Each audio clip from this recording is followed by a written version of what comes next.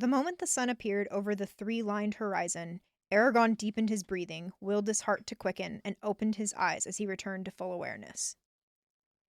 Book 2, Eldest, Chapter 57, Red Blade, White Blade, Chapter 58, Visions Near and Far, and Chapter 59, Gifts.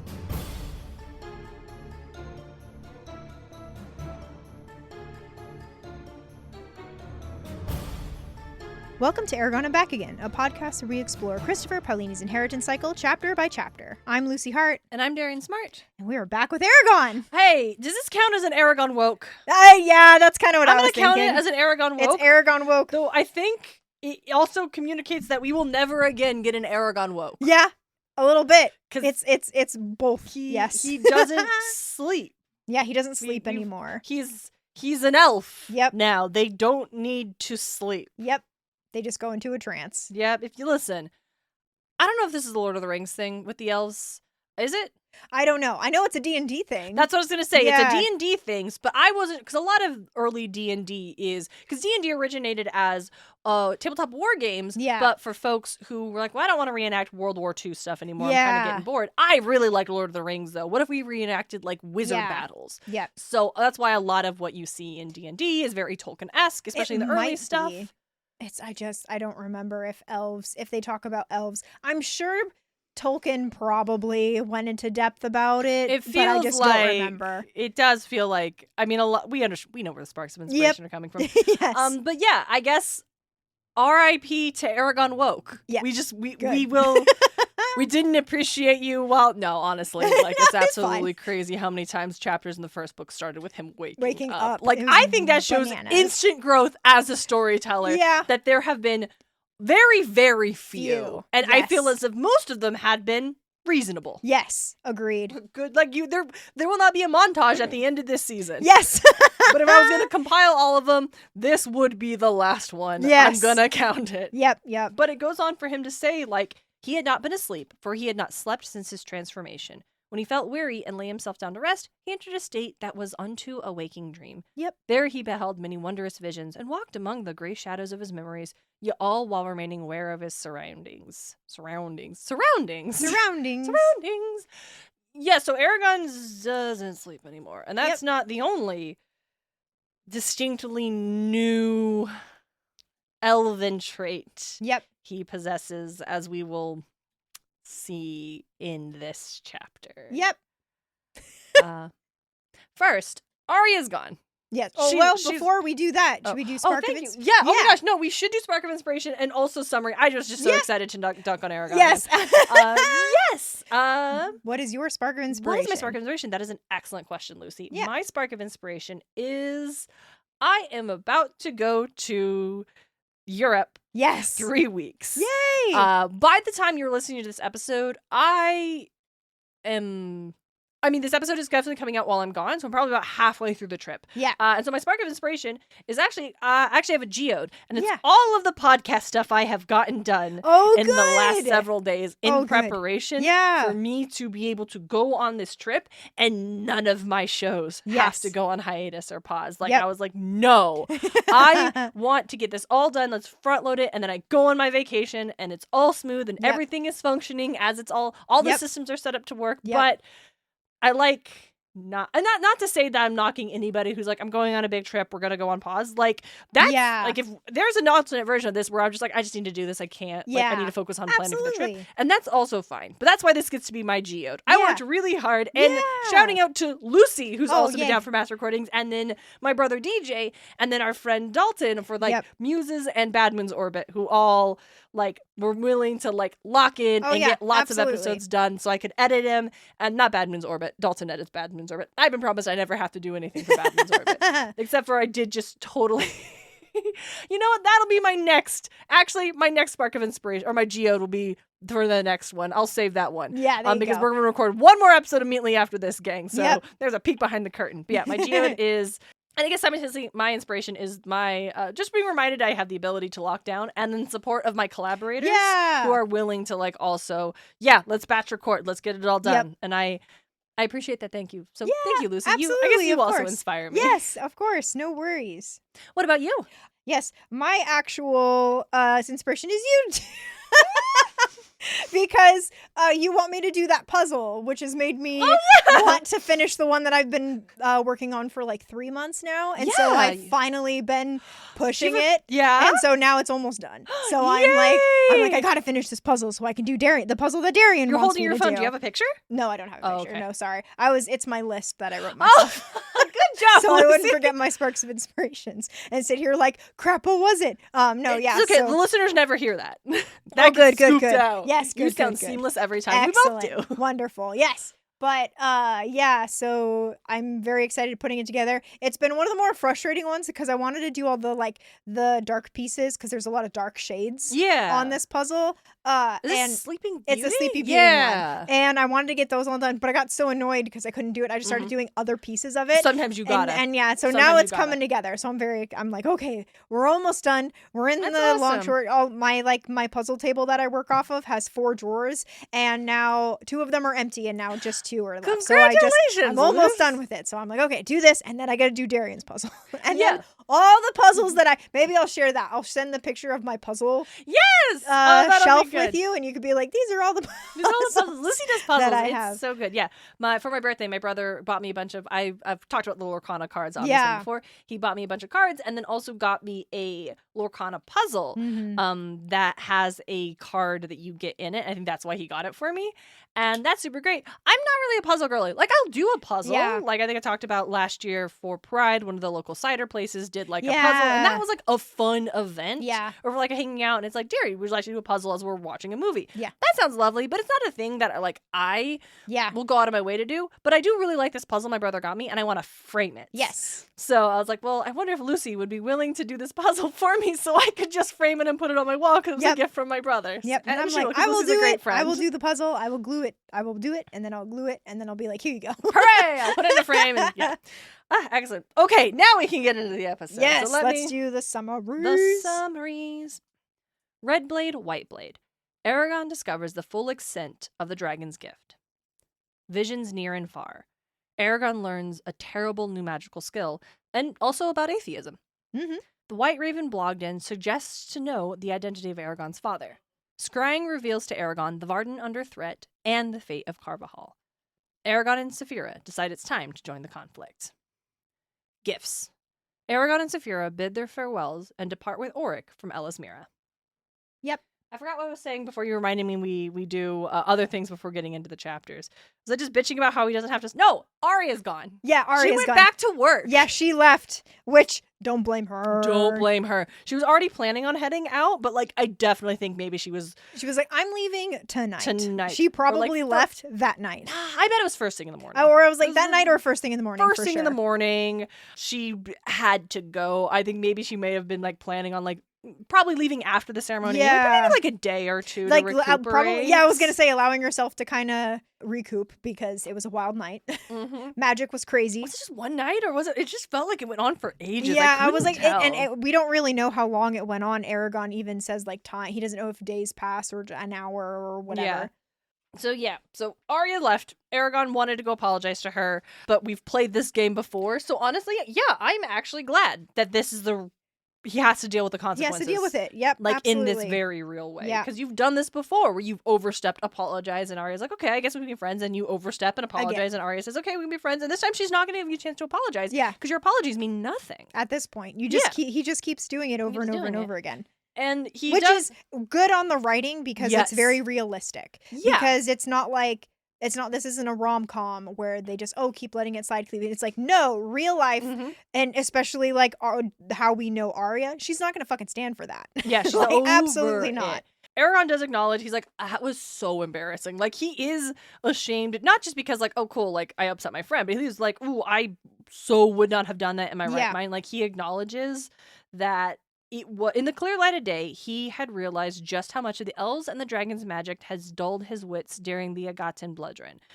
And I appreciate, because we talked about that. We theorized that probably was part of the influence that was going on in that scene. Yep. Does not excuse what he did. Yes. Though, which I feel like this very next thought Eragon has. It's very bad. It does not sit well. No, I don't. I may have acted a fool, but it wasn't entirely my fault. I was no more responsible for my conduct than if I were drunk. And I underlined that last sentence and I wrote no. Yep. Period. Right next to it. Like, just because you're drunk doesn't, and goes in IRL, like, just because you're drunk does not mean you can excuse any of your actions. No, like, not at all. But I wasn't responsible. It was like, no, dude, you just did the thing you already wanted to do. When I get drunk, I tell my friends how much I love them. Yeah. That's it. That's the thing. I get a little annoying because I just suddenly get very concerned that my friends don't know how much I love them. And it's like... But also, I know that happens, so I try not to get too drunk. And if I do, we go get a big pretzel. Yeah, my big thing, too, is if you know how you act when you're drunk, like, let's say... So this is, like, the only kind of leeway I would give Eragon is, like, he didn't know the impact. He wasn't choosing to, it's not like he was choosing to imbibe. It's a little bit to lean a little bit too dark, I think. It's like he got his like drink got like spiked with something stronger than what he thought he was having. And that's like, I think somebody who's never been drunk before doesn't know what that'll feel like or how they'll act. So it's like the first time you get drunk and you're like, whoa, I don't want to drink again. Like I was not a good person, or I did this and I don't like that. So it's like from that point on, it's like now you control the way you drink. Like now, so it's like you choose how to drink. And if you know you're a mean drunk, don't get drunk. Or like examine what, because that comes from somewhere. Like that is, I don't know, that there is like, we are not healthcare professionals or professionals who can really psychiatrists or like addiction counselors or things like that, but it definitely feels like that comes from somewhere. For example, like Eragon's behavior to Arya comes from the fact that he keeps pushing her boundaries because he thinks his affection is more important than what she wants. That is the thing he's done a lot. Or it's like also like he thinks he can finally get through, and it's like, brah, she's told you over and over again no. And it does demonstrate like, well, you were like, if you had your right mind, wouldn't have pushed that boundary. You still think you can get a different result. Because he's still feeling like in this whole moment where he's constantly yearning for her. He constantly wants her. And it's like, I think it's like that makes sense in the sense of if you love somebody and it's unrequited, like you're not just going to suddenly flip a switch and you're going to stop loving that person. That's not how that works. But it still kind of proves that he still wants to talk to her, and just by the implication, like he does want to apologize, but I feel like he also wants to continue trying to pursue her. He wants to apologize just so he can get her back in his life. Yeah, he doesn't want to. Although that's like disingenuous, because like the reason people apologize is because they do want things to be okay. Yes. So like I'm not attributing malice to Eragon's reason for wanting to apologize. Yes, agreed. It does demonstrate also, if we revert back to that situation, when Eragon like started pushing it and Arya told him to knock it off, he didn't. And that, I think, is the real kicker. Like, it doesn't matter how drunk a person is. If that's why I really hate this line. That the suggestion, because when we actually re-examine what that scene was, it was Eragon like wanting a thing, Arya making it clear that she didn't want that thing, stop, and Eragon pushing and doing it anyway. And that is what makes it unacceptable. And I don't like him being like, it wasn't my fault, I was drunk. I'm like, that's a super gross thing that I definitely don't think Paolini understands what is being implied or suggested, especially because it's not... Sometimes Eragon has a thought, and we know, Eragon, that you're wrong for thinking that or feeling that way. Like, that's a thing you're going to learn, or that's a mistake you're making. But the problem is, we typically know that because we'll have someone like Saphira, or Auric, or Oramus, or Arya herself push back against his thought process. Here, we don't have immediately follow-up from Saphira pointing out that, and so it does kind of feel like we as the reader are meant to sincerely let Eragon off the hook and agree that it wasn't his fault. And I don't think it's okay to suggest that ignoring someone saying no is okay just because you were drunk and not in control. That's, again, not what Paolini is saying, and I think definitely not what he's thinking about. But in the last episode, we discussed how there are critiques we make on this episode that we would never make to him to his face because it's not necessary. This is one that if asked, I would definitely be like, hey, I hope in future books you don't do this. This is one of the ones where it's like, this is icky. Not on purpose.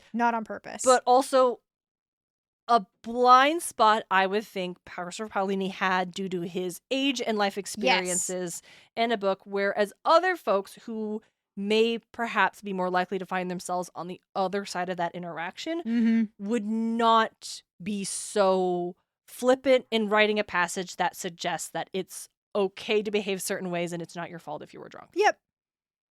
And that's all I think I want to say on the topic. Yep, agreed. Yep. Moving on. There's nothing much else. Moving on to a thing that just outright annoys me. Eragon solves the puzzle ring. Yeah.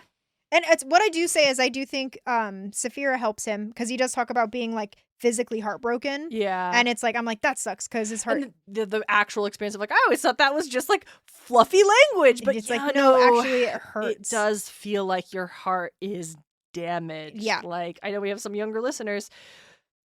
Y'all, it sucks. And it's not just romance where that can cause that feeling. Like, but it does mean your heart is there. And in the moment, it doesn't feel so good. But like, as someone who's experienced it, we can attest to like, it's fucking nasty. Yeah, it's nasty. But you'll heal. Yep, time heals. Heart, no matter how much it hurts. Yep.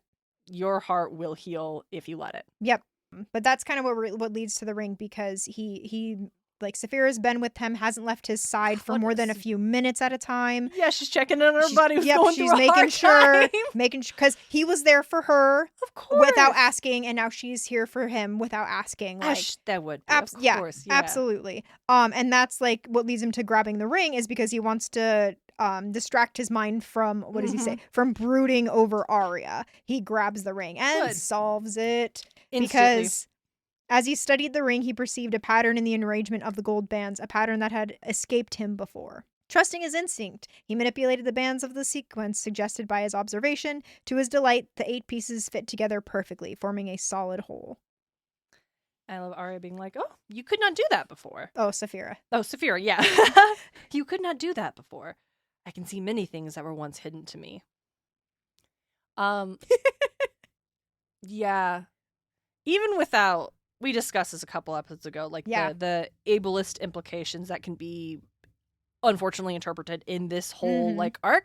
Even beside that, even if we didn't have the injury from Durza and this had still just happened, I still don't like it. Yeah. I don't like the whole Eragon is totally different. He's enough. Like, that's what this whole set of chapters is kind of especially about. Red Blade, White Blade. That's what this is kind of. Hey, real quick, why is it called that? I know Red Blade is Zarek.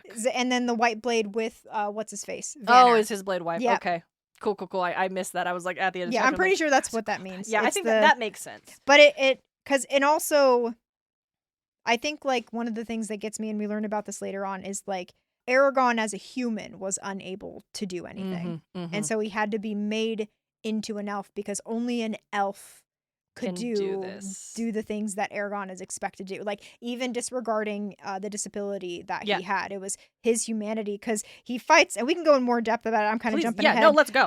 But Vanner, he fights Vanner and kicks his ass. He breaks this man. He breaks his arm. This elf man's arm. Yeah. Oh my god. And he says, "I beg your pardon." This is like Vanner says. Yeah, Vanner. Eragon beats Vanner, and then Vanner gives him a gesture of what was it? What's the word? Fealty. And says, "I beg your pardon for my earlier behavior, Eragon Elda. I thought that you had consigned my race to the void, and out of my fear I acted most shamefully. However, it seems that your race no longer endangers our cause." And so it's implying... Oh, go ahead. He says, "You are now worthy of the title writer." Yeah, and it just kind of implies that his humanity was not enough. That his humanity would have led all of them to destruction. Yeah. Which kind of sucks. Kind of sucks, because it also suggested he's right. Yeah, and my other thing, too, is, like, I've had, like... we're not going to get too much into it, but if you look at the humanities, like, history... humanity kind of sucks a little bit, like, overall. Not gonna get too much into it, but, like, a lot of, like, in different media, it's always like, oh, the humans are bad, the humans are evil, the humans blah blah blah, like, they have this inherent weakness. Yeah, like Avatar, like, it's all the humans, like, are evil, trying to take over this planet, and the Na'vi are the ones that you mean Avatar, James Cameron. I was so confused for a second. Not Avatar The Last Airbender. But it's like, it's kind of like that, and I think, like, even as a kid, like, I got annoyed that this was like a book that I had written forever. I'm kind of going off rails a little bit, but I got so annoyed that I was like, oh, humanity bad in media, that I made this book where there were these 2 races that had 0 humanity in them, and they were like kind of the crazy ones, but I had my main character had humanity in them, and that's what made her good. it was able to do that. Right. So I don't know if it. Yeah. But that was like way years ago. But anyway. No, I get that because it is so rough when it's constantly, especially when you're the reader, you are human. You're only going to be human. And to be told in narratives that your base self is never good enough. Mm-hmm. And that's a wild thing that happens a lot. But like flip side, I think there's also, like, you're right, like, humanity has failed in a lot of ways at a lot of avenues where we could have done better, but simultaneously humanity has done better a lot of in a lot of ways, in a lot of opportunities. There are the individuals that step up and do the right thing. Like, we contain multitudes, to paraphrase Walt Whitman. And to, I think what is upsetting in these kind of narratives when it's suggested like being human isn't enough, you must be other, not just more than your base capacity, but like literally something different. Like Eragon is basically an elf, though he can still grow a beard. And he says, oh, I'm not quite as fast, I'm not quite as strong, except in this passage we see he is. They also increased his, and I think it's like one hand, like the physicality of like being able stronger and moving faster is not the thing I find upsetting. It is the puzzle ring of it. It is the fact that he is mentally changed. He no longer thinks like a human. And that is the part. And then we get like, oh, he's so much quicker in reading, and he's so much quicker in the meditation of it. He's so much quicker in like learning of it. Like it's one thing for him to be like, I'm physically faster and stronger now because my body is different. But it does. We made the joke about Eragon confessing his love to Arya again. It's still the same old Eragon. But we see fundamentally in these two chapters, he's not really. And that is kind of a bummer, because I do feel like in that kind of narrative, it strips away the opportunity to demonstrate that humanity is enough, because it's the choices we make that decide what we do. Being human isn't inherently a flaw, nor is it inherently a perk. It's just being a person. And you can choose to be selfish, cause harm, ignore hurt. Or you can choose to invest time in your community. You can choose to speak out against injustices. You can choose to teach and learn and love. We saved the Peregrine Falcons. That's a thing that humanity did. And because a kid was like, that makes me sad that the Peregrine Falcons are dying, and they wrote to a guy who was like a falconer, and they're like, isn't there something we can do? And he's like, actually, you know what? Yeah, I think there is. And then we did it. And it's a small thing, and but I really like that story, because I think it encapsulates that being human is about the choices we make as a whole and as individuals. And so what the most bums me out about this elf transformation sequence is the fact that it suggests that just being human isn't enough. Whether Eragon was dealing with the injury from Durza causing this like chronic disability, like pain in the disability, or without it. Being human was never going to be enough. And that's the kind of bummer part. Because also like what the hell is this loser's name? Vanir? The elf? Vanir. I refuse to learn it.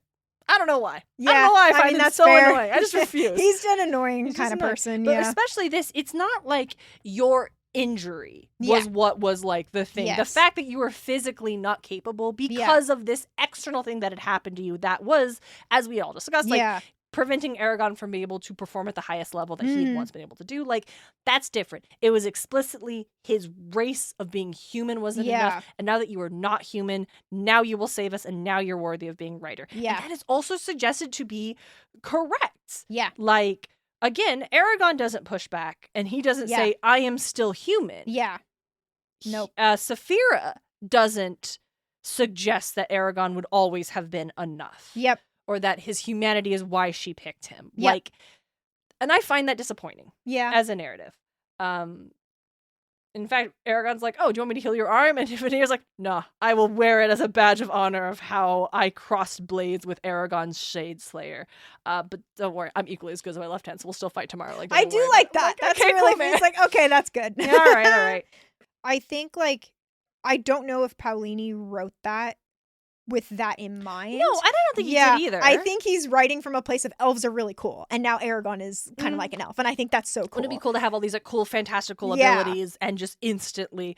But also, it's like, were you bored of writing training sequences? Yeah, and I also wonder too. I'm like, I wonder if in a way this is like he unlocks his full potential kind of like that's what he's like from is that meant to be. Is meant to be kind of like thinking about Star Wars and like the I was also thinking about Star thinking Wars. about grasping the power of the Force and like being able to come to your true potential and stuff. I'm kind of wondering if that's where that maybe where the direction was supposed to be going. But I can see that, because if it was like, this is just a trait of the writers. Yes. Again, like we've talked a lot about like the idea that being magically transformed by your bond with your dragon is kind of cool. Yeah. And our dismay towards it is that it turns you into an elf. Yeah. Humans would become an elf, and that's like, and that is where it suggests like elf is better. It's better for you to be like an elf, to think like an elf, to move like an elf. It's not like, because that's what Eragon is. He's just as good as an elf, right? Yes. It's not like he's thinking like a dragon. No. Which would be very, very different. Or Very he's different. like not even thinking like a dragon. Because we also like, I think would also be kind of, I would feel the same way if it was like, even if he was just like mentally being shaped to be more dragon-esque. Yeah, I would say like I think I would have the same opinion, because it's still meaning that as a human it wouldn't be enough. He had to have some dragon traits in him in order for him to be enough. Yeah. Even if that's a transformation. Yeah, I think you're exactly right. It's like, I would like it more if we were being told this was just Eragon reaching what was his truest potential. And to do that, I think the elf comparison needs to go away. It just has to be, this is what any human is capable of with time and practice. Yep. Right? And to do that, we need to remove the elf traits. Right? He could be fast and he can be strong and he could be like but that's what it is. It just has to be, this is your human potential, not this is you are now magically more to an elf. Which, to be clear, is what the text is saying. Yes. The text is explicitly saying because he's more like an elf, and not as a comparison in just general like thing. It is saying Eragon is basically an elf now. Yeah. Because like one of the things is he pulls out Zarok. And he pulls it out so way too light, and he throws it across, and it gets buried into a tree. And Vanir can't pull it out. And it's kind of like Eragon's like, "Whoa, I'm not used to my strength," which is like making sense. But then when they actually start fighting, he's like, "Oh, to Eragon, it was like Vanir had slowed down." Yes. So it like slowed down. To Eragon, it seemed as if the elf moved slower than usual, as if Vanir's reflexes had been reduced to the level of a human's. Exactly. And it's kind of like it brings Eragon up to a level of, yes, he is like an elf now. And it also just reduces his humanity. Yes, exactly. Like saying he is now slower and it's just like a human, not unskilled, untrained, unpracticed. Yeah. It's just it's default. Comparing it to a human. Yeah, which is, we know, like elves are faster. Yes. That's the thing we keep like going back and forth on, is like, is elves faster, stronger, quicker, like more like graceful because they've had a much longer time to hone their skill and train it, or is it just inherent elves are better? And I think what this whole sequence is demonstrating is it is the latter. Yeah. It is elf is just better. Yep. And now that Eragon is an elf, he is better. Yep. And that is not a thing that is being pushed back against. Even later on, he talks to Oramis, and Oramis is like, "How are you feeling about all this?" I do like with Oramis's question where he asks like, "Oh, have you recovered?" And Eragon's like, "Yeah, I've recovered." He's like, "Here's all the things he's." Also, Eragon breaks his bow. Oh, that's really sad. I forgot. I want to talk because I was like, he's practicing this with his bow. And he accidentally pulls it back and it snaps. And I just love Garo had made it as a birthday present for him over 3 years ago. And he goes on and he's like, it had helped him to provide food for his family on a number of occasions when they would have otherwise gone hungry. With it, he had killed his first deer. With it, he had killed his first Urgle. And through it, he had used first magic. Losing his bow was like losing an old friend who could be relied on even in the worst situation. And I'm like... Meanwhile, Saphira's like, seems like you need a new stick thrower. Yeah, Saphira. She has no idea the depth of the fact that I'm sorry, I'm so far from the mic. Also, it's so funny that she's just like, stick thrower is what she thinks of an arrow, a bow and arrow. I was like, I mean, yeah, but thanks, Saphira. Yeah. It's just like, oh, that's a bummer. Yeah. And I do like that. The moment I like that Eragon's having an emotional reaction to losing something that was important to him. And it could be read as like demonstrating that this transformation has a cost. Yeah. And it is further pushing him away from those things that made him human. I don't know if that's the intent, though. Yeah. I don't think so either. Like, I think there could be an argument. Like, I could write a paper arguing that is an interpretation. And whether or not it's the intent actually doesn't matter. It's me analyzing a text and arguing an interpretation of it. That's fine. Yeah. But I think, because he's really sad about losing this gift, this thing that he, like you said, all these things he's accomplished and had with it. But it's more just like the object itself is what he is sad he has lost, not so much that, I don't know, I don't have the words for what I'm trying to say in this moment. But then that's when we go to Ormus and he tells him all about it. And so Eragon like tells him all about like, here's what here's I can fight Veneer Grade, I don't need to sleep, here's all the stuff. And how do you feel about this? Do you resent that your body was manipulated without your permission?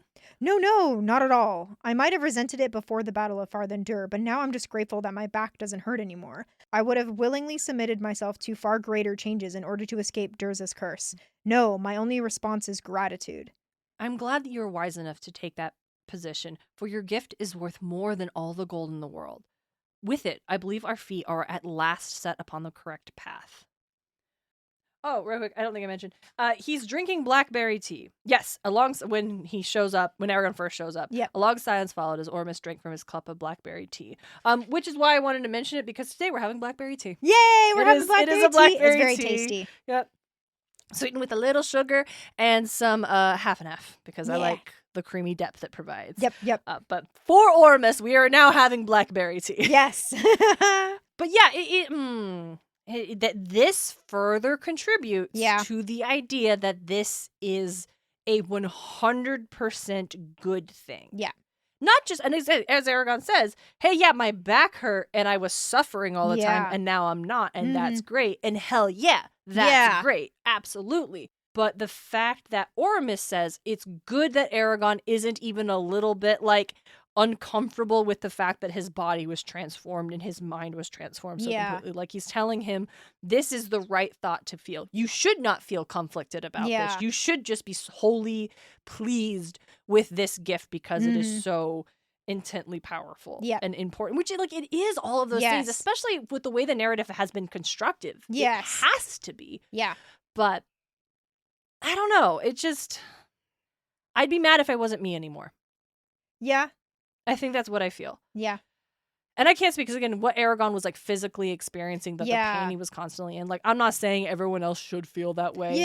But I think, and it makes total sense for Eragon as a character who's always been enamored with elves and stuff to be like, nah, I was excited about this from the jump. I'm not mad at all. Which is a total difference. Actually, the first time he found out his body would slowly become more like an elf, he did feel a little bit of like, I don't think I'm comfortable with that. Because he does acknowledge, like, maybe before the battle, he would have been like, I'm not super jazzed about this. But now that means he's not in pain, he'll accept anything at all. And yes, but also, it just reinforces the whole, great, we didn't need a human, we needed an elf.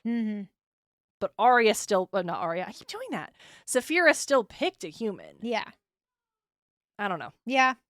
It's I was gonna say it's a little complicated trying to like get in, because it's like at once, because it's like from Eragon's perspective and he's just like, oh, like I'm just glad that I'm not in pain anymore. Of course. Like, I'm glad I can do this. And it's like, oh yeah, for sure. Like, and it's all, I'm like maybe it's a little too I'm like, that's your body, like, absolutely, if you're okay with it, totally, absolutely. It's just looking at it on the outside as this being literature, as this being fiction, reading this, and then from a reader's perspective, it's like, for Ormus to say, good, I'm glad you don't feel resentful even a little bit, because that would be stupid. It'd be stupid if you felt resentful about this in any way, shape, or form. Because it's like unwise. It's like in the narrative of this, it's like, okay, I understand where Ormus is coming from.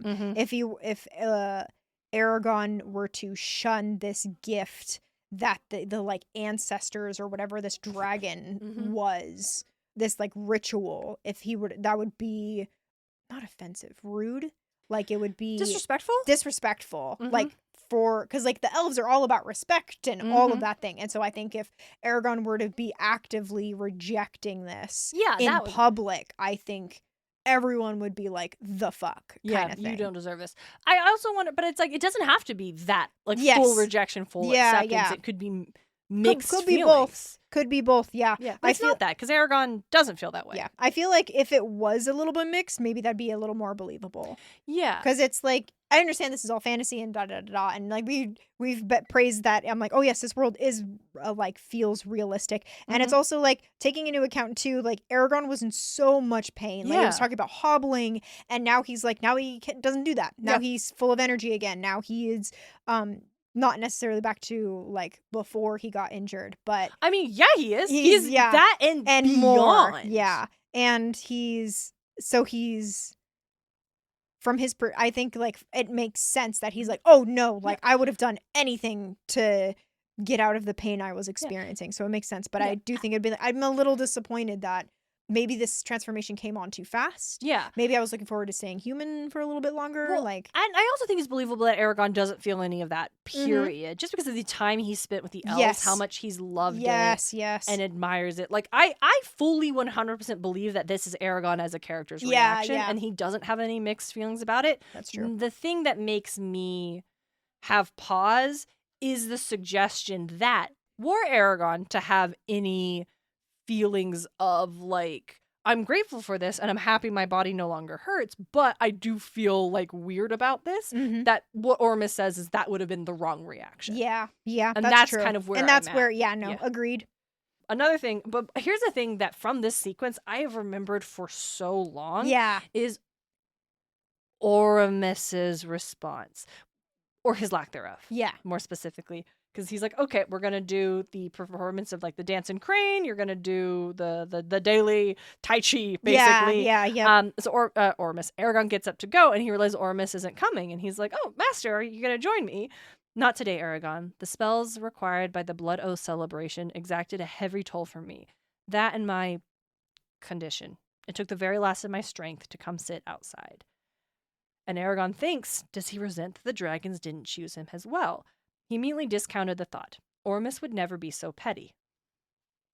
And that's the other thing, is that like, he would never be so petty as to feel any way about the fact that this was given to Eragon and not instead, but also to Ormus. Like, and how many times has Ormus been at the Blood Oath ceremony and this hasn't happened? Like, there is like the suggestion that you should just not feel any sort of way about this at all is the thing that I'm like, but why not? Yeah. I don't know. Yeah. But again, Eragon doesn't know for sure. He has no idea what's going on at Ormus. Ormus is very good at hiding emotions. Yeah, and he's like, and I think more so it just shows what Eragon thinks about his teacher, not necessarily what his teacher thinks about the situation. Yeah. The idea that it would be petty that Ormus would feel a certain way about this gift being given to Eragon and not also to Ormus. And the fact that Ormus maybe is like, they could have done this. This was a possibility and they didn't for so long. Like, that's fine. But again, like this is very different than my thoughts on the earlier interaction. Because I think it's totally reasonable for Ormus not to show us his hand. Yeah. And for Eragon to think this about his teacher. Because that's the kind of that's what Ormus has presented. Agreed. Yeah. So I like that. But I've often really thought about that. I've like wondered, how does Ormus truly feel about this? Like, what does he think? And I would love to know. Like, I want to know so bad. Like, that's someone's head I'd like to be in right now. It's like, what do you think about this, Ormus? Like, how, if you truly don't feel any sort of like resentment, like, how do you get to that point? Like, how do you... That's a thing I wish we could have talked about. Like, that's what I wanted. I would have loved for Eragon to ask, like, even just ask, like, teacher, if the dragons could have done this, why didn't they also do this for you? Yeah. Like, it's a hard conversation. It's a crazy thing. Like, how do you ask that? But, like, I really...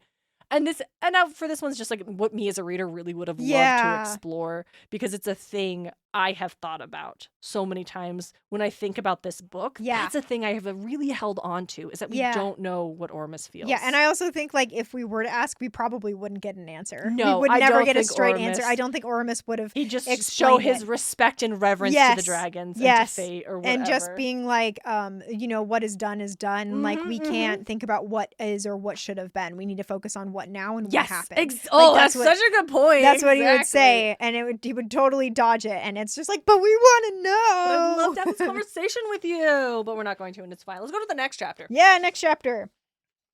I want to see, does this end in anything? Oh, Eragon's starting to feel this like looming discontent. Yeah, something feels off. And we, the reader, knows what it is. It's the Empire is marching on the Varden. Yep. And it's also like Eragon is now feeling this, and Saphira's like, oh, this is kind of what we've been feeling. Us dragons and the elves have all been feeling for a while now. Something is looming, and hope, weep for those who will die in the chaos that shall consume Allegasia, and hope that we may win a brighter future by the strength of your sword and shield and my fangs and talons. Metal. It's right? It's very like. But it's also another thing. Eragon is not human, he is elf. Yep. It's a thing that we dragons and elves have been feeling this thing for a long time. Yeah. And now Eragon, you can feel it too. Yeah, and Eragon couldn't feel it before. Yep.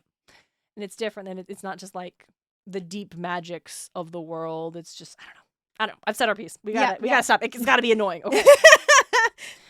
Visions near and far. This is great. This is where Eragon gets caught up in what everyone else is doing. I so that's like what you were saying before, where it's like that part stuck with you forever. This part stuck with me. Please, yeah, speak to it. This stuck with me. So Eragon has this like nightmare of sorts, and oh, no. Before that comes later. Yeah, before Eragon successfully masters meditation. Yes, because he's able to sense not just the plants and insects and all that stuff, but he's able to feel that the trees and even like the earth itself is alive. It all feels. I like how it's described as the faint pulse of the plant's awareness bathed the galaxy of stars that wheeled behind his eyes, each bright spark representing a life in a soft, omnipresent glow, which I love that visual. Lovely. Love the visual so much. It's kind of like looking up at this. I think it's very similar to looking up at the sky with all the stars and seeing like the Milky Way or seeing the Aurora Borealis kind of thing. I think it's very similar to that. And he can do it without getting caught up in anything. He doesn't let his focus get drawn into one specific thing and is following the ants or anything. Like he's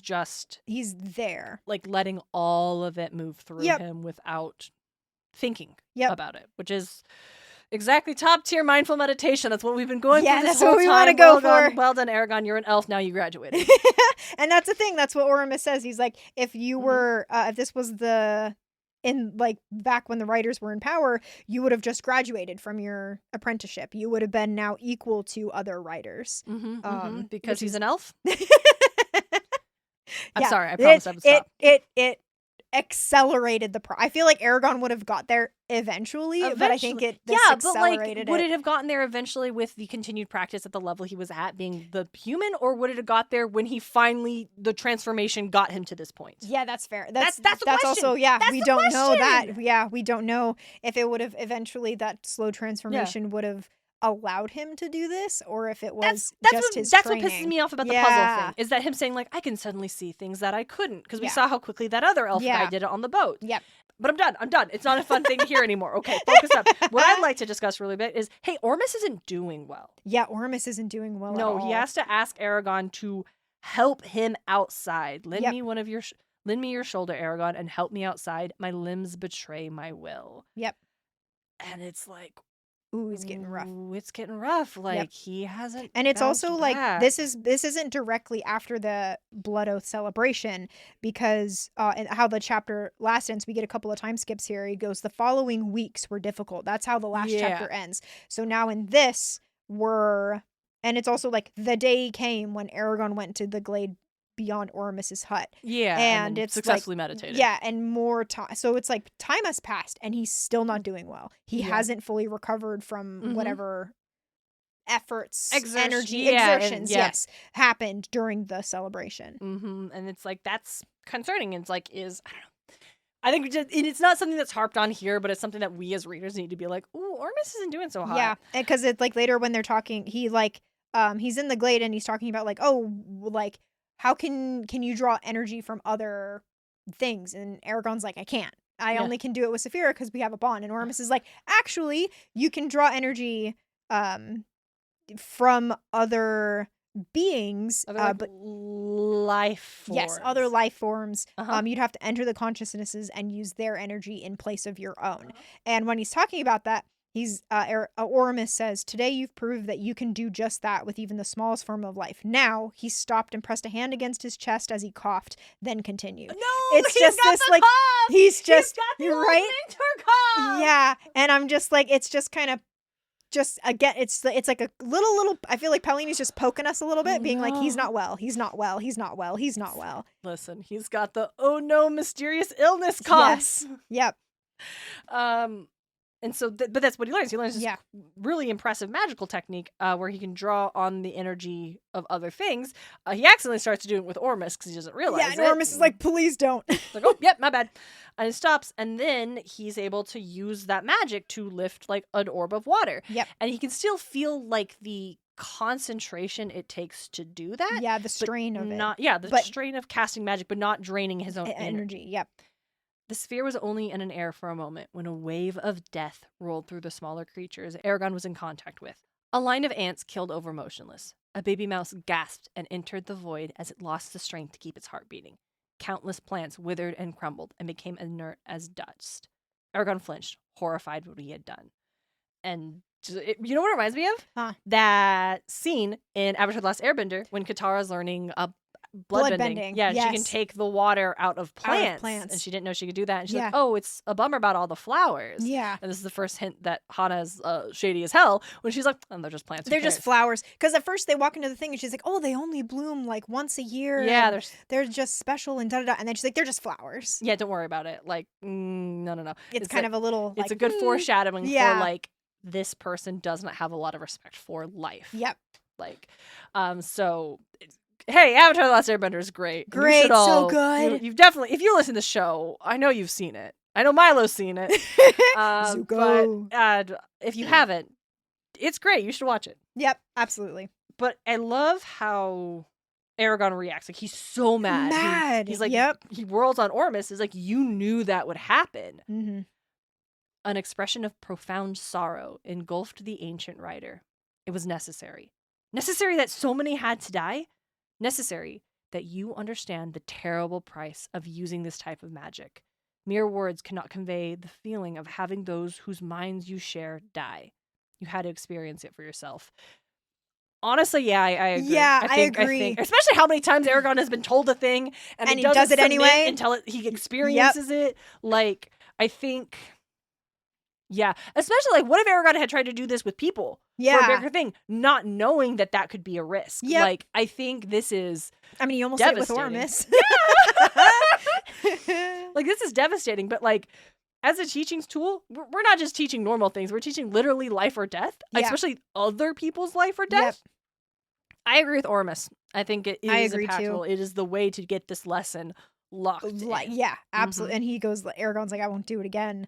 And then that's like Ormus talks about, it's like, that's why you weren't taught this until now. Yeah. Because it has, especially since it would be difficult to stop anyone with access to so much power. And this is something that he doesn't even think that Galbatorix knows. Yeah, they think maybe Galbatorix doesn't know you can do this. And it's also, I also think like, they're all saying like, oh yeah, not a lot of people know about this. And I'm like, there has gotta be somebody in the world, some magician that knows how to do this. Because I'm like, there's this concept isn't, if somebody can think like, I use the energy, if somebody is like wily enough or smart enough, I feel like somebody would have had that thought that you like, what happens if I run out of energy, but maybe let me try to take something out of something else. I guess flip side, if they don't know that's one even right, it's like, but Eragon knows he can do it with Saphira because their bond. Yeah. So he knows that's possible, but feels like it's limited only because their bond is special.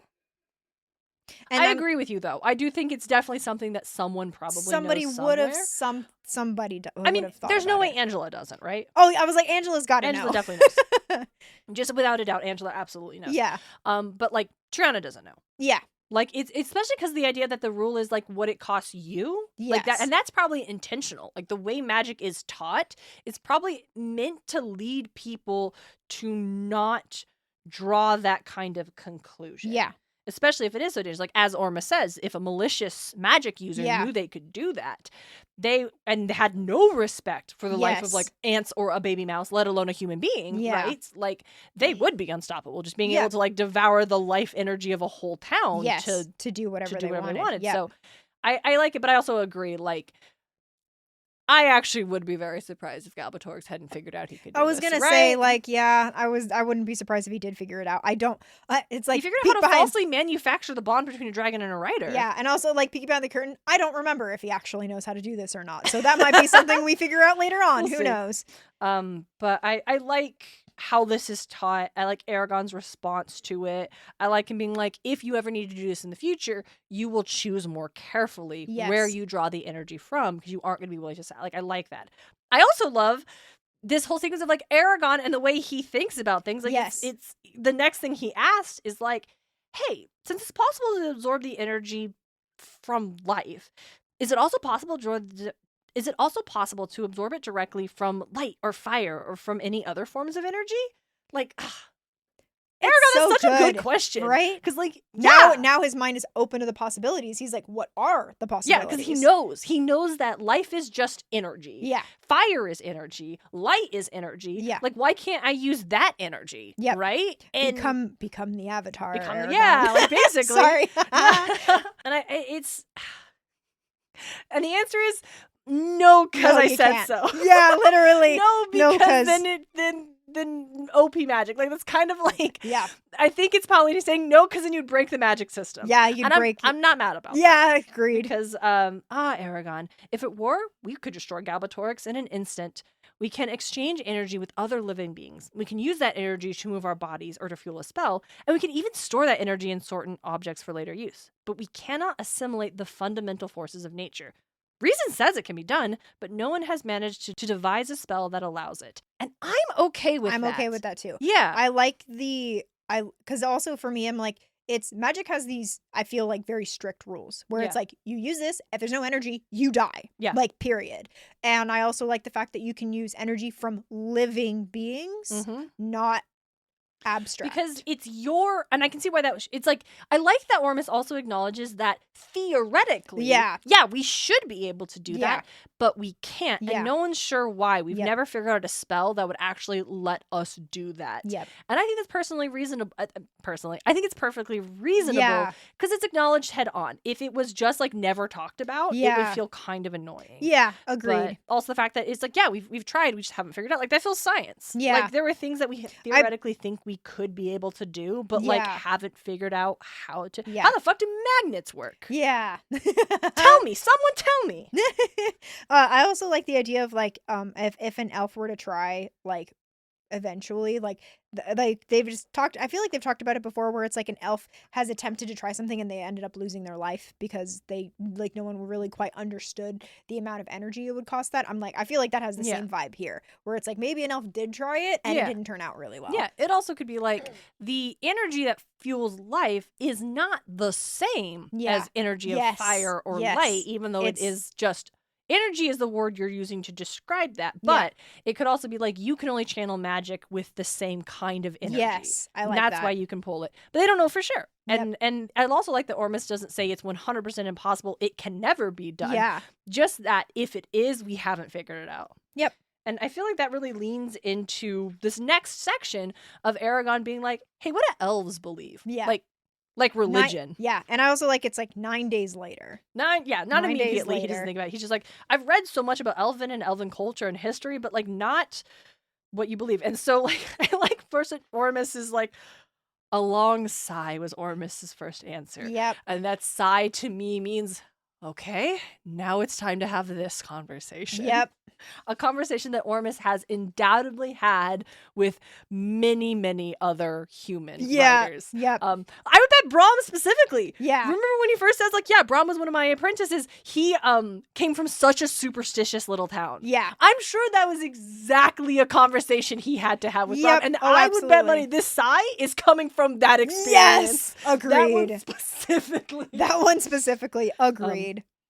We believe that the world behaves according to a certain inviolable rules, and that, by persistent effort, we can discover those rules and use them to predict events when circumstances repeat. Eragon blinked. That did not tell him what he wanted to know. But who or what do you worship? Nothing. You worship the concept of nothing? No, Eragon. We do not worship at all. Mm-hmm. And that being like, listen, we were raised Catholic. Yep. Do you remember the first time you found out that some people just aren't? Yeah, it was baffling. What do you like, mean? What? What? You just don't? You just don't believe that there is right, anything? And not even necessarily the same feeling when you find out people believe other things. Yeah. Like, that was like, okay, yeah. Like, you also, like, but you're doing the same thing I'm doing, just in a different way. Yes. But, like, sure, like, you still believe in, like, oh, God, right? Yeah. You just do that differently. That's fine. Yeah. But it was the nothing? You just don't believe? Yeah. But how do you go to sleep at night fearing the cold embrace of death? What do you mean? Yep.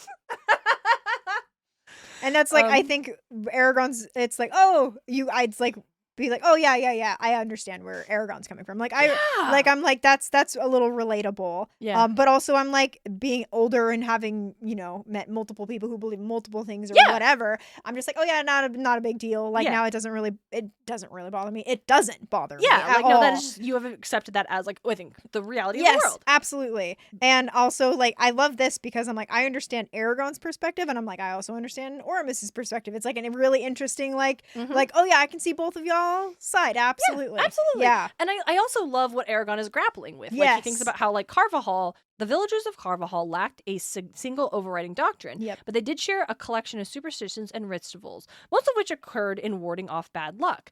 During the course of his training, it had dawned upon Eragon that many of the phenomena the villages attributed to the supernatural sources were in fact natural processes, such when he learned in his meditations that maggots hatched from fly eggs instead of spontaneously arising from the dirt, as he had thought before. Nor did it make sense for him to put out an offering of food to keep sprites from turning milk sour, when he knew that sour milk was actually caused by the proliferation of tiny organisms in the liquid. Still, Eragon remained convinced that otherworldly forces influenced the world in mysterious ways, a belief that his exposure to the dwarves' religion had bolstered. And I like that, where he's like, well, I know maggots don't spontaneously, like, I get that now. I know that this is what actually spoils milk. Yeah. But, like, that's such a relatable experience. Yeah. Especially if you're a kid who's taught like very specific interpretations of religious doctrine. And then as you grow and learn and you're like, well, no, but I know this is science, and I know the world is this old, and I know evolution is this, and I know these things. But that feeling of like, but I still pray.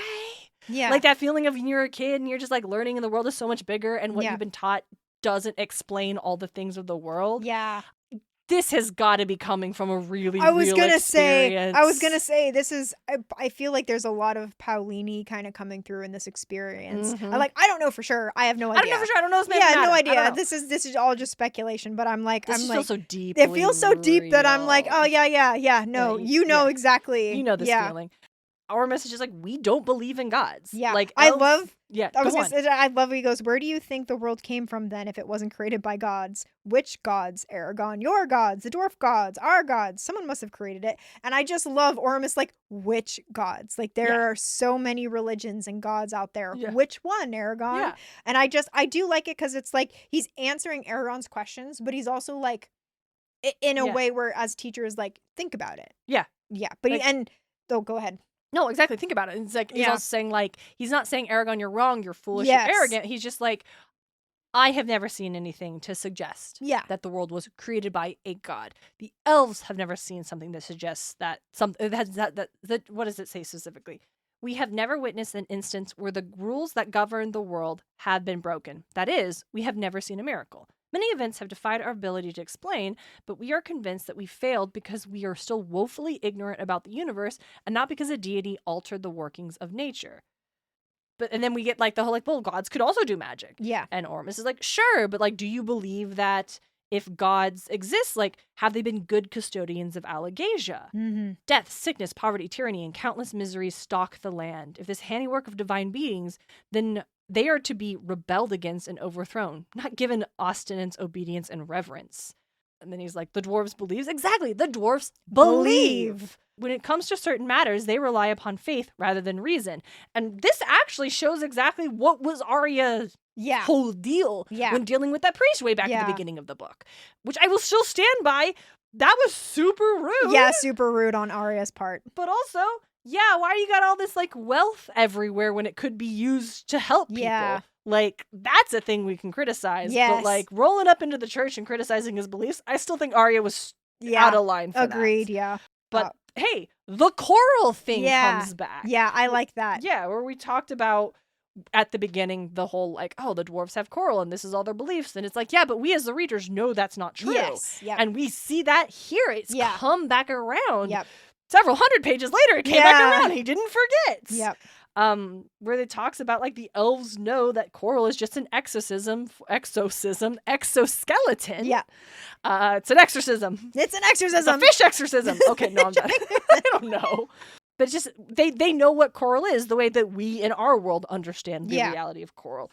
But it also talks about like when we explain this to the dwarves, they refuse to listen, saying the life we felt resides in every kind of stone, although the priests are the only ones who are supposed to be able to detect the life in landlocked stones. Yep.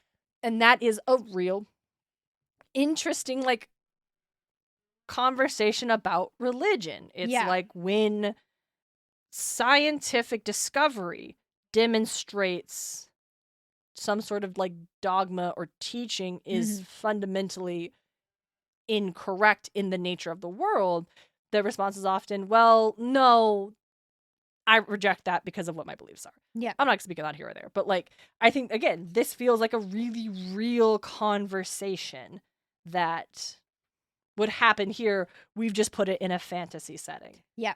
And I do like Ormus kind of tells him, he's like, I won't tell you what to believe, Eragon. It is far better to be taught to think critically and then to be allowed to make your own decisions than to have someone else's notions thrust upon you. You asked after our religion, I have answered you. Make of it what you will. And I like that because he's like, I'm not going to sit here and keep arguing with you. Yeah, like this about this. Like he's like, I'm not going to debate you. Yeah, like I answered your questions in good faith, and you're because he's asking them. Yes, in good faith. Absolutely. Eragon just wants to know, and he's also like, curious. Well, the world needs to have more. And Ormus is like, I can't speak to that. I can't tell you what you should or shouldn't I like believe. that. I like that a lot too. Mm-hmm. And Eragon's just like, many people can't be mistaken. It's like, sorry, Eragon, actually they can. Not like about religion specifically, but like it's so common for people to be mistaken. Yeah, absolutely. And I do like Saphira's response to this. When he asked Saphira about it, she said, it matters little to me, Eragon. Dragons have never believed in higher powers. Why should we, when deer and other prey consider us to be a higher power? He laughed at that. Only do not ignore reality in order to comfort yourself. For once you do, you make it easy for others to deceive you. And I like that. Yes. I feel like that last line, I would wager, reflects Paulini's belief on the matter. Mm-hmm. Are you going to believe something just because it makes you feel better in the face of uncertainty? Mm-hmm. And the suggestion that when you are willing to believe something just because it gives you comfort, not because it's based on anything, that comfort, that need for comfort can be weaponized. Yep. And I think like I think that is maybe, if we all write things for a reason, but I would wager that is like I said, the core conclusion that I think Paulini has probably drawn for himself. Is that whether you choose to believe in a form of religion or you choose not to, like, are you doing that just because you want to be comfortable? And be careful, because I feel like even folks who like, I don't choose religion, is also seeking like some sort of like comfort in the world and recognizing that one way or the other, if you're only choosing it because it makes you feel better, that can be weaponized by outside forces. Yep, absolutely. I think that's really interesting. Yep. Anyway, this is where Eragon has a crazy nightmare. Oh yeah, the crazy nightmare, because he first sees like his two parental his parental figures, because they weren't actually his fathers. But he saw Garrow lying dead in Horse House, then Brom dead in the lonely sandstone cave, and then the face of Angela the herbalist, who whispered, "Beware, Ajitlam, betrayal is clear, and it will come from within your family. Beware, Shadeslayer." And then he gets that vision upon, like, the burning fields again, and, like, these two battles, and he heard the roar of a gigantic beast from above that rapidly and then he jolted upright in bed. Yeah, I love that as like a dream end because it really feels that way. Also, when I was listening to it on the audiobook, it like threw me. I had to double check. Because it stopped so abruptly. Yeah, it made me feel like the disc had skipped, even though it couldn't have. Yeah, agree. Same, very much same. That was good. But it's because his dwarf necklace is burning. So someone's trying to scry him. Yep. But then it fades, and Eragon is too, like, I think the adrenaline's too much going for him. Can't go back to sleep. He's can't go back to sleep. So yeah, so he goes to reading, and then that's when Blagden shows up. And I just freaking weirda. Fucking love it. Yeah. And he gives him like a poem. "By beak and bone, mine blackened stone sees rocks and crooks and bloody brooks." What does that mean? And it's like Blagden gets kind of gets annoyed and says it again. And then Eragon is still just like, I have no idea. Elaborate. Yeah. And then we get a freaking holy cow. Son and father alike, both as blind as bats. And you're just like, this is the first time anybody has mentioned Eragon's father. Yep. Because we don't know. Eragon himself has never been like, no that was my dad. Like, biologically. Like, that has not been a thing. Yes. That Eragon has ever reflected on, or that we, readers, have ever been directed to think about. Yep. And to have this come so far immediately after getting that message, that, like, memory of Angela's prophecy, or Angela being like, oh, a betrayal will come from inside your family. Yeah. And now we're like, hey, what does that mean? Because the only family Eragon had still living at the time was Roran. Yeah. It's like, Roran's not going to betray Eragon. And it's like, circumstances, everything's crazy. And that's been everything. We haven't really talked about that, but like all of Roran's resentment to Eragon and everything that he's been going for, him being like, you will help me save Katrina. Yeah. Like that could have been setting us up to think that maybe that is what could motivate Roran to betray Eragon. Yeah. Would he betray Eragon to Galbatorix to get Katrina back? Yeah. But now we've been told to think about Eragon's father. Yes. And is that actually where the betrayal is going to come from? Consider that, dear reader. Like, we've never once been asked to think about who Eragon's dad is. Yes. Biological father is. But, like, here we are now. Yep. And he tries to be like, who's my dad? And then Blagden gives him another verse. While two may share two, and one of two is certainly one might be two. And Eragon's just like, give me a name. And he tries to get it from Blagden's thoughts. But he like deflects it and goes, weirda, and runs and grabs a glass stopper and runs away. A bright glass stopper from an inkwell and sped away with the trophy in his beak. And you're just like, what the hell? I'm like, yep. It's still just a bird. Still just bird. That's still just a bird. The bird can talk, but it's still just a bird. Yep. And Eragon's like, I think I'm kind of worried. Let's check on Arya. And Saphira's like, she's not going to like that. And he's like, yeah, but like, we probably should check on her. Yeah, he's like, with this like premonition kind of vibe, he's like, nah, I'm going to check to make sure. Oh, but he can't scry her. Yes. And maybe I can scry who she's with. Yep. And he scries Niswada. Hey, Niswada, that shouldn't be able to happen. Yeah, I was going to say. Respectfully, Niswada, why can the hell can Eragon Triana. scry? Hey, Triana. Triana. Has no one thought about this? Yeah. Eragon has that necklace that Hrothgar hooked up for him, probably at the behest of Niswada. Yeah. Why is Niswada able to be scried? I was gonna say, I think it's because Galbatorix hasn't met her, so he can't. But like, I guess. But it's like if somebody is spying. Exactly. Like if a spy has just been around her, they can scry her. And we have like, what is it? Like back in the last book, and I think in the beginning of this book, there's kind of like a hint like, oh, there's been a spy within the Varden. Yeah. And it's like, hey, that's also not good. If you guys are suspecting that there is a spy in the Varden, because Jode's had such bad luck. It's because someone ratted him out. Yeah, exactly. And so it's like, yeah, you should take that a little more seriously, maybe, that there is a spy within the Varden. Yeah, just Niswada, we shouldn't be able to scry Niswada. Yep. But it works for the narrative because we can. And he sees the Council of Elders, so Eragon can see some folks, but not others, because he can't see folks that he's never like seen before. And he also can see a strange girl hooded in black who lurked behind Niswada. This puzzled him, for a magician could only scry things that he had already seen, and Eragon was certain he had never laid eyes upon the girl before. But he forgets about this because, like, oh, they're all armed for battle. Yep. And we know. I love this. I love dramatic irony. Yeah. We know exactly who that is. But of course Elva. Eragon doesn't. He's like, that's weird. I'm so confident I haven't seen this kid before. Yep. She's hooded. He can't see the mark on her forehead. I just thought about this. That's really interesting. So if you've seen people that you can scry, but you haven't seen their clothes that they're currently wearing. No, don't. That's not it. No, you can just see can't them. dive through. Their clothing is not living. But it's like but it's like he can't see the table that they're on, right? It's a pure white background. The place they're in. Yeah. But he's seen the people. Yeah. But I mean, if he's seen a pen, should there be pens all anyway? It's too No. We're not doing We're not gonna poke holes in that. That's not. I've thought about that a lot, but anyway. That seems crazy. Right. Yeah, but you do have a good point. If he can't even see the table they're at, but he can see the fact that they're armed and weaponed for battle, like, why? Yeah. Why can he see armor and not the table? 'Cause, like, why can he see a sword and not the table? Yeah, because he saw Elva as a baby, swaddled, but hasn't seen Elva in a hood cloak. Yeah. But he can see her wearing a cloak. No, anyway. you're right. For me, it's the table thing. Yeah. They were clustered around an invisible table. Yeah, you're right. You're right. I will give, you're right. That actually is crazy. I was like, it's like, oh, you can't see places, you can't scry places you've never seen before. Because it's, for me, I'm like, I wonder if it's very specific. If you saw a specific pen and that pen was in a room, could you see the pen? Could you see the pen?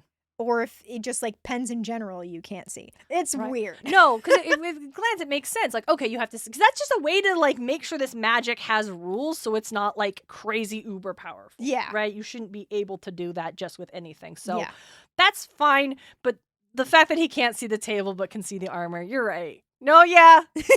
That's nonsense. He should at least be able to see the table. Right? So we see that, they are preparing for battle. Things are... Anyway, Erwin's out here causing fucking nonsense. Erwin's driving me insane. Yeah. So when Niswada's like, okay, someone needs to be commander, and King Orin is like, cool, Niswada, it will be you. Yep. Erwin's out here being like, but sir, she's untrained. Yeah. Like, shut the fuck up. Yeah, dude. And like, Orin's like, she's seen more battles. She's successfully fought off Galbatorix before. Like, she's in charge, my dude. Like, if she were a certain general, which would be peculiar indeed, I admit, you would not hesitate to nominate her for the post. And it's like, because she's a lady? Yeah. Yeah, okay. We know where we're at. We know where the fantasy world is at. We know Arya's there. Hrothgar is hopefully going to send some reinforcements, but that's how we find out, they're in trouble. Yeah. They're going to battle. Yep. And they're like, why hasn't Ormus told us about this? Yep. Troubled, Eragon wondered what else of important was happening in Allegasia that he was unaware of. Rorin. With a pang of guilt, Eragon realized it had been weeks since he had last thought of his cousin, and even longer since he had scried him on the way to Elsmira. And so he does. Yeah. And he's surprised. He doesn't recognize him at first. Yep. Because Rorin's been through a lot. Yeah. He's even more surprised, though, because he does recognize the guy that Rorin's standing next to. It's Geode. What are Rorin and Geode doing together? How do these two people know each other? Yeah, right, exactly. And then I love, like, after a while, and he can't hear anything because they're going up and down as if they're like... they're on a ship. They're on a ship. And after a while, Rorin turned away and walked along what Eragon assumed was the deck of a ship, bringing dozens of other villagers into view. And I just love that being on like a white background and have Eragon walk and just seeing familiar faces just pop out. Like, that's wild. Where are they and why is Geode with them? And then he starts to scry locations. Tiram, shocked to see the city's wharfs had been destroyed. Theron's Ford, Garo's old farm, and then Carvajal, whereupon Eragon uttered a wounded cry. Yep. The village was gone. Yep. Burned to the ground. All gone. And I love how they meant even including Horse Magnificent House. Mm-hmm. And it's like, that's like one of the things Horse was reluctant to leave because he built the house by his own hands and it is gone now. The mirror dropped from Eragon's hand and shattered across the floor. He leaned against Saphira, tears burning in his eyes as he grieved anew for his lost home. That is, just rough. To see it's gone. Right? That they burned it. It also is interesting for us because what we know is there were a couple of families that chose to stay. There's no way they're still alive. And it's just like, or stayed alive or slavery or some horrible fate. And it's just like, oh, that's really rough. Mm-hmm. And I also, like, part of me, I'm like, I wonder if they regret, probably. I don't know, but like the folks that stayed were like, there was one person who was too old to go. Yeah. Like, they were just like, Yep. It was hard. And so Eragon's like, okay, we've remained sequestered from the world far too long. It is high time we leave Ellesmere and confront our fate, whatever it may be. For now, Roran must fend for himself, but the Varden we can help. Is it time to fight Eragon? It is time. Yeah, we're gonna go, and I like that it's like not just like we're gonna fight one final showdown. It's time to engage in this long battle. Even things that may take decades. Yep, but absolutely. It's time to go. And that brings us to the last chapter for this episode, which is gifts. Yep. Which is where Eragon and Saphira let Auric know they're gonna bounce. He also tells him he's like, Eragon asks Auric to go get them a week's of provisions. And Auric's like, that's not enough. That's not enough. He's like, no. We're gonna fly. We're gonna fly on Saphira. Auric really doesn't want to do that. No, he doesn't. He doesn't like that at all. He's like, I'd feel much better if we took some horses. There's no time. Yeah. Besides, it's easy to ride on Saphira. She'll catch you if you fall. He's just like, that doesn't help. Eragon, that doesn't acknowledging the fact that falling is a real risk is the thing he's worried about. Yep. But they go to talk to Ormus and Gladier. Eragon's pretty pissed. Why'd you hide the truth from us? He's really mad.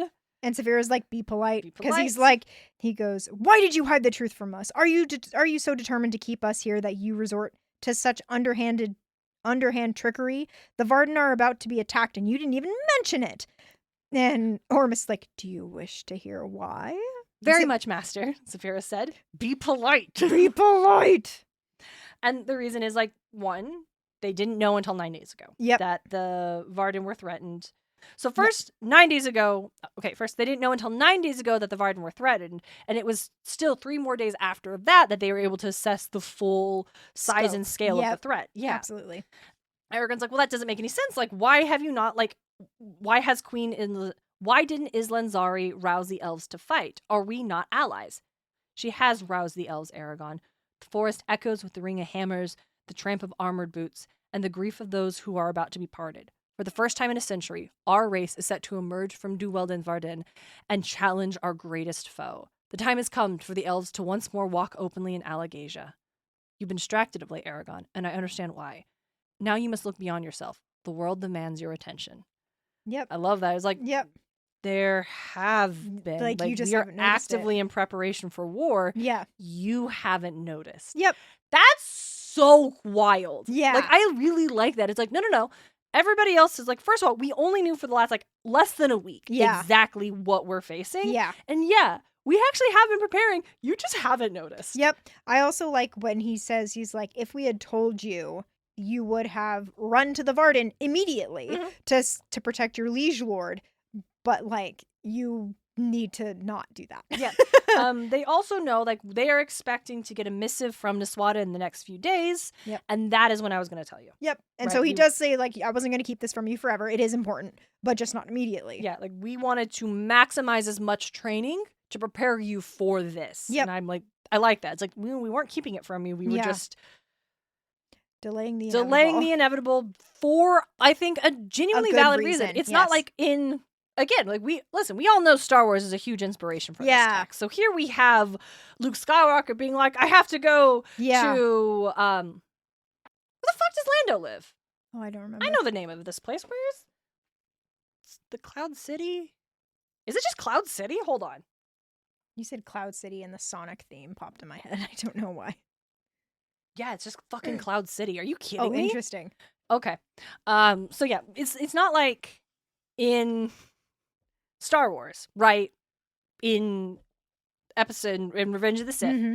No, The Empire Strikes Back. Yeah. In The Empire Strikes Back, Luke gets the visions of Leia and Han and Chewie in danger in Cloud City because that's Yeah. where Darth Vader is waiting for him. Yeah. And he's like, I gotta go help my friends. Yeah. And Yoda's out here being like, no, complete your training, you must. Yeah. Like, he's adamant that you can't leave. That's stupid. You need to complete your training. And it's ridiculous because he's like, no, I gotta go help my friends. And so then he just leaves. Yeah. And it's this crazy, weird, unnecessary tension. Yeah. I really like how Paulini subverts that here. Yeah. Where, yes, there is danger, not just to people you love, but like, yeah, Darth Vader rolling up is a goddamn threat. Yes.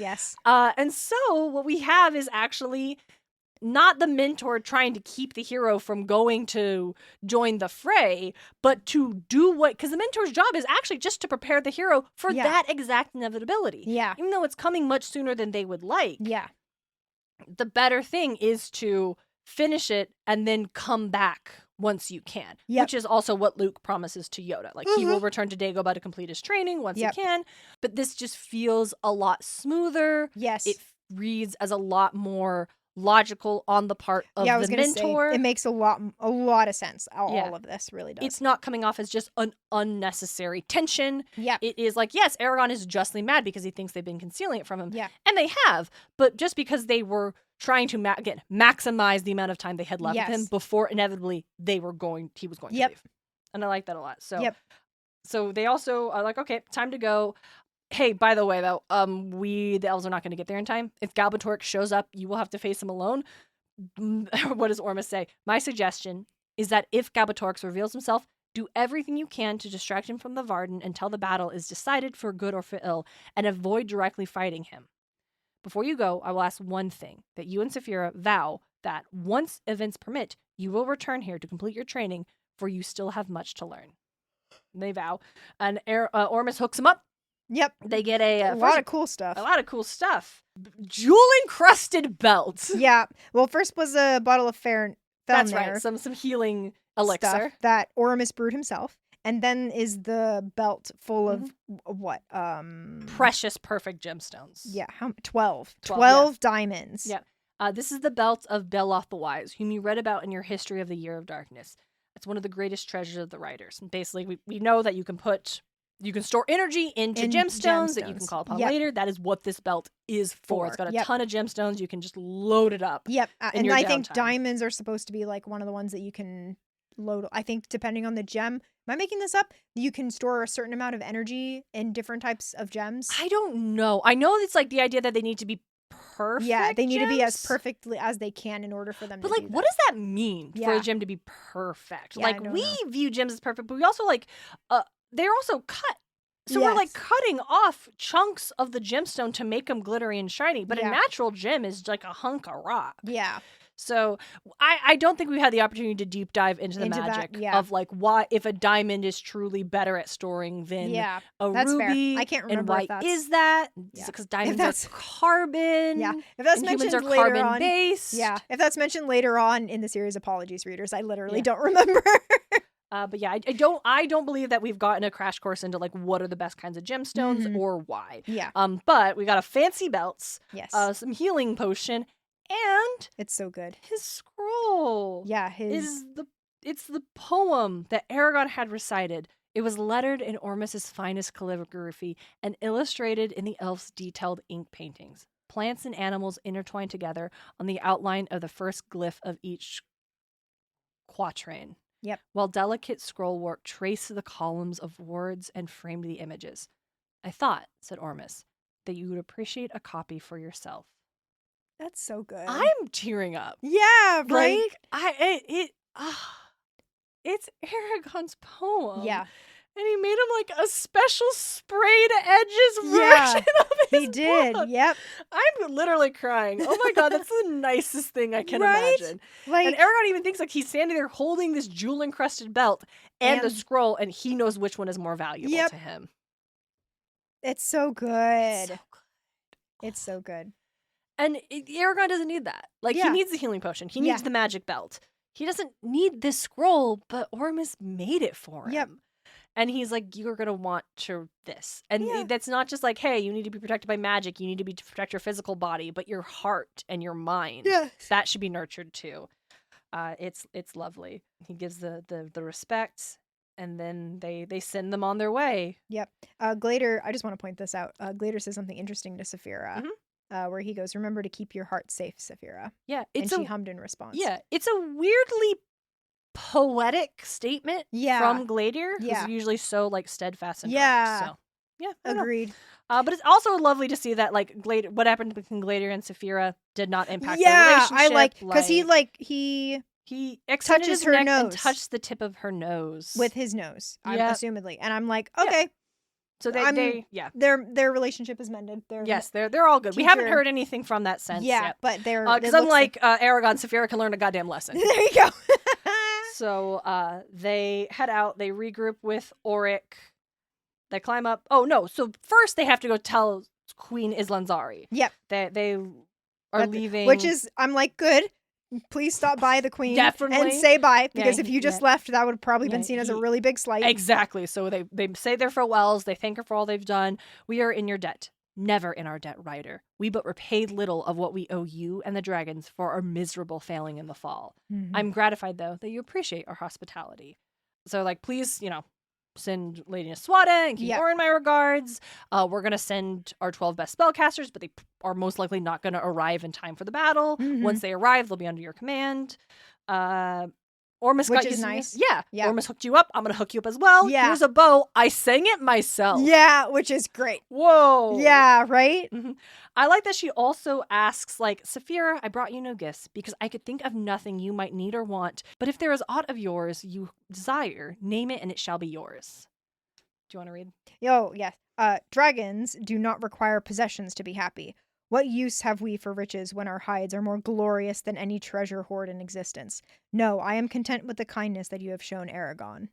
Which, that's such a Saphira answer. Yeah, it really what is. Could I want? I'm the most beautiful thing that exists. Yeah, right? Please. I don't need things. Yep. But also, what it also super demonstrates is that dragons in this world don't have treasure hoards. Yeah. That's super. That's, I think, a they thing don't hoard. Which, like, obviously, we get that. But it also, I think, suggests that even, like, in the days of wild dragons, you were not seeing them hoarding gold. They aren't interested in that. Yep. Just fun dragon facts. Yep, absolutely. And then Islanzari, she asks Eragon, "When you meet with Arya, please express my affections to her and tell her that she is sorely missed in Elismira."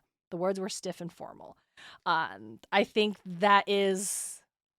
We definitely were side-eyeing the queen with some of the comments she said to Arya after they got back, and she had, like, apologized, but in a very grand public way. Felt like she was backing her into a corner. Yeah. The comment of, like, "I was always right, you shouldn't have left." Yeah. This here, I do think, is Islanzari sincerely making amends, because Arya left. She didn't stop her from leaving, at least not to our knowledge, right? We didn't see that happen. But unlike in the past, where Queen Islanzari completely cut her daughter off, didn't acknowledge her, didn't send it, here is an opportunity she has to, like, extend well wishes, and she is taking it. Okay. She was like, "Please let my daughter know that she is missed and I wish her well." Okay. And I think that, to me, I'm interpreting that is a big, that she is genuinely, not just for show, for her own comfort, wanting her daughter back. She is still supporting Arya and is making, I think, I would interpret as a good faith effort to not repeat the pattern she did before. Yes, agreed. Anyway, then we hook up with Auric, and he has to climb on Saphira's back. Which is hilarious. I like how the dwarf eyed Saphira's shoulder, which loomed high above him, and how, by Morgoth's black beard, am I supposed to get up there? A cliff has more handholds than you, Saphira. Here, she laid flat on her belly and pushed her right hind leg out as far as she could, forming a knobbly ramp. And then, pulling himself... I just love this. Pulling himself onto her skin with a loud huff, Auric crawled up her leg on hands and knees. A small jet of flame burst from Saphira's nostrils as she snorted, "Hurry up, that tickles." Is she talking directly to Auric? I think she is. Yeah. I think this because Eragon doesn't say he translates. Yep. Nope. And he also, like, Auric talks directly to Saphira. Yep. And he says, "A cliff has more handholds than you, Saphira." Yeah. Okay, here we go. Yeah. Like, I'm going to, until proven otherwise, I'm going to interpret that as Saphira talking directly to Auric. Yep, absolutely. Whereas before, it was a lot of Eragon translating for her now and I'm wondering if it's because she's so used to doing it with the elves, and now she just naturally does it. Or is it she just also views Auric as someone in their close confidence? Oh, yes, absolutely. We had a listener several episodes ago talk about how, like, reminding, like, Eragon is, like, in this family, in this bond with the dwarves through that. And so Auric is, like, a family member to Eragon, even if sometimes it feels like Eragon forgets that. Yeah, perhaps Saphira does not. Yep. Yeah, that's true. Also, Auric has been around, and he was there for Eragon, and I don't know, she probably just likes Auric more than they did before. Yeah, that's true. Saphira will talk to folks directly when she, like, feels like, I think, a comfort, a connection to them. Agreed. Also, sometimes I think she doesn't talk to people directly because it can overwhelm them. Yeah, that's true. Yeah, agreed. So, yeah. Someone who's not used to it would be like, what is happening? Yeah. And he gets up, and then they take off. The elves come to see them off. There's sad, mournful singing, and we're away to join the Varden in whatever comes next. Yep, absolutely. Oof. It's intense. Yeah, it is. We're sitting on the precipice of. We're literally at the. At the copy of the book I have, we're sitting at just over like 110 pages left. Because this ends at 558, and there are 668 pages in this copy of the book, or this edition of the book that I've got. Yeah, there's 11 more chapters. Yeah, we're getting there. We're speed run. There was like a fun peek behind the curtain, dear listeners. A while ago, I was looking at how much we had left, and I was like, oh, we'll probably be doing this through the summer. Anyway, I think eating that one episode, we did 5 chapters. Yeah, with Rowan. Really, like, and these are like speeding. Like, yeah. I think I'm forgetting like how quick the chapters, like the pace is starting to pick up. Yeah, near the end of it, it goes boom, boom, boom, boom. Yeah, we'll probably have like more episodes that are having more chapters together. Yeah. As there's like the chapters maybe are like briefer. Yep. Because there's 11, but there's only like 100-something pages left. Like, what is each chapter, like 10 pages each? That's not a lot. Like, yeah, it's not a lot. We're going to be done with this. Yep. Pretty soon. Pretty quick. Yep. Good. And then we'll be like halfway through the inheritance cycle. Like, that's wild. That is wild. I'm going to get to read Murtagh. Yay! We'll get there eventually. Eventually. For now, do we have any good writing takeaways? Oh, I have one. Yes. Hey, being drunk is an excuse for characters' actions. There you go. Yep. Pin in that. Pin in that. Just absolutely. Don't do that. Don't do that. Don't do that. Okay, now for a fun quest. Ooh, magical gifts. Yes. I love characters getting magical boons, magical gifts. Yes, absolutely. Narnia with Santa Claus. I was Narnia with Santa Claus is a big one. Not to, be predictable, but the Adventure Zone balance. Yeah. The goddess of the natural flow of time, Eldest. Yes. Giving our heroes gifts. The boons that will help them, not just defeat the crisis they're facing in that moment, but come through in the finale. One of her boons is literally where the quote I have tattooed on my arm, "You're going to be amazing," comes from. Fun magical gifts are great. Yes, like, I agreed. Love the Chance Lance. The Chance Lance is so good. Have y'all Chance Lance. Have y'all, if you don't want to listen to the Adventure Zone podcast, that's fine. The first chunk of episodes are a little rough if you're not used to that kind of system, but you should at least be reading the graphic novels. Yeah, graphic novels are great. The last one is about to come out this July. Mm-hmm. Like, now is a great time to get started because you won't have to wait that long. Yeah, for the last one. For the last one, it's so good. It's very good. Listen, if there was a single goddamn dragon, we would find a reason to talk about it. Oh, for sure. I mean, there is Carrie. Ooh, Dragonborn Carrie Fang battle. Does that count? Oh, Lucy. I just thought about that. I was like, no. There is Carrie. Is that our June Dragon's Keep? Maybe we should wait for the last book to come out. Of course, that's what I'm thinking. Oh, yeah, wait for that, because then we can talk about Carrie throughout the whole series. Exactly. Yep. And the fucking cool-ass scene she has in the last little bit. Oh my god, like, really? Do we get to talk about Do we get to talk about Taz? For Taz? For I mean, we talked episode? about what, Maleficent, and she just turns into a dragon for 80 seconds of screen time. Talk about matches in Scooby-Doo and the Ghoul School. Yeah. I think we could stretch to Dragonborn. We talked about Nimona. There you go. Where she kind of turns into a dragon. Yeah, even though like the Nimona animated movie is very different in what it uses a dragon for. Ha! Thank you, Lucy, for this gift you have given me. I was thinking about it. I'm like, hold on. Carrie Carry Fang battle. Anyway. Since we talked about Avatar, let's talk about one more Avatar gift. When Katara gets the water from the North Pole, that very powerful healing sacred, water. Sacred, Yep. Since we just mentioned it so often, it felt weird not to throw one more Avatar absolutely. In there. Let's shout out a couple wonderful listener comments. Yes. Comment from the Dragon Mage. Hey, I wanted to thank you for helping me with writing. Every time I write a scene in my book, I imagine what you would say if you were commenting on it as you were. Like, I read this when the Dragon Mage first left this comment, but, like, it's been a while. I don't revisit it once I, like, save it to the document. So, like, that's such a nice thing to say. That is a really nice thing. My favorite character transitions are where someone says something about what the character is, and it's instantly contradicted by their POV. Like, they make a statement and we jump over to the POV. Yep. I agree. That's super fun. Yep. Also, you weren't the only one playing Minecraft while listening to that chapter of Eldest. So here's like, it's been a while. Yeah, because at the end of this message, the Dragon Mage says, also, Merry Christmas. Did you get your dog a bone? I did. Yes, my cash dog did get bones and new toys and a new little bow tie for Christmas. Thank you for the well wishes. A comment from listener Trisha Stern. My favorite thing about Murtagh is that the narrator in the audiobook gives him a Scottish accent. Yeah. Peak. What? Yeah, he has an accent. I forgot. It's been so long since we've been with our boy. It's very subtle, I think. But yeah. It's been a while since, like I said, we've been, but I feel like it is subtle. Yep, but I love that. And then from Kayla, who responded to a question forever ago, can I be goofy and silly and say my wedding dress even though I'll never wear it again? I think like your favorite article of clothing was the prompt, and it's like, absolutely. Oh, for sure. Please. And we got a couple from Milo, who mentioned that once a tornado jumped over our house and I saw it from our basement. And I don't know what thunder roar and lightning crackle. Storms. We talked about cool storms. Yes. Thanks, Milo. That's cool. And from a later episode where we were talking about like magic systems. Yeah. Yes, I'm a big fan of inheritance magic. My second favorite is definitely Avatar: The Last Airbender. Yeah, yes, this episode is full of it. Yes. Very good. Thank you, dear listeners, so much for leaving these lovely comments. Yes, again, thank you. It's very cool. Yeah, even though it might take literally 4-5 months for them to make it onto the episode, I swear we read each and every comment that is left. I get a push notification about it. Yep.